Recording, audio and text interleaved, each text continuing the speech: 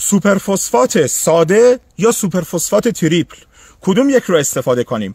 یه مقایسه اجمالی میکنیم، بعد با هم یه نتیجه گیری. دوستان عزیز، سوپرفسفات ساده از واکنش اسید سولفوریک به همراه خاک فسفات معدنی به دست میاد و تولید میشه.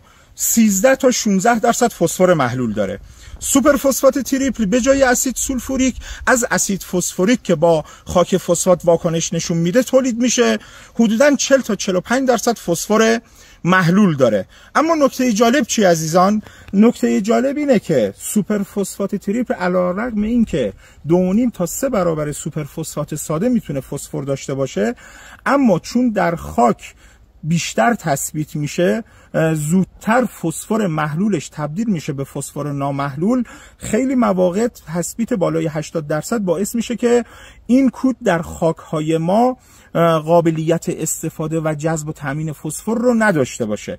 برعکس اون سوپرفسفات ساده به دلیل اینکه pHش اسیدی تر از سوپرفسفات تریپله، همراه خودش گوگرد به فرم سولفات رو زیادتر داره، در خاکهای ما علیرغم اینکه میزان فسفرش کمتر از سوپرفسفات تریپله، قابلیت جذب خیلی بهتری رو داره. پس بنابراین یه تحقیقی بکنید، از سوپرفسفات ساده بیشتر استفاده کنید.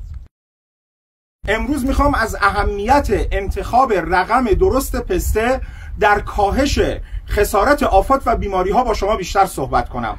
خیلی از ماها در انتخاب رقم برای نوع پسته‌ای که میخوایم برداشت کنیم مقاومت به شوری خاک و آب زیاد بحث کردیم عزیزان، یا اینکه بحث اقلیمی و اینکه کدوم درخت نیاز سرمایه کمتر داره با توجه به نوع اقلیممون بیایم این رقم رو انتخاب کنیم.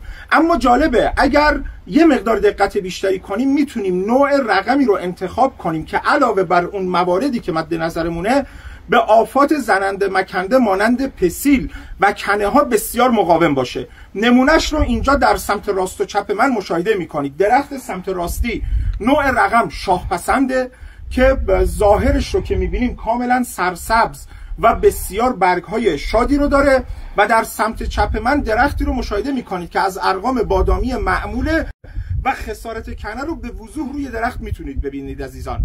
نکته چیه؟ نکته اینه که ما حتی اگر بیایم رقم درست رو انتخاب بکنیم بسیار عالی میتونه به ما در کاهش خسارت آفات و بیماری ها کمک بسیار بزرگی بکنه. اگر دقت کنید 2 تا برگ از هر کدوم از درخت‌ها من جدا کردم و جالب اینه شما از نزدیک اگر بتونید مشاهده بکنید عملا ضخامت برگ سمت راستی یه مقدار بسیار جزئی از برگ چپی بیشتره و سطح برگ بیشتری رو هم داره.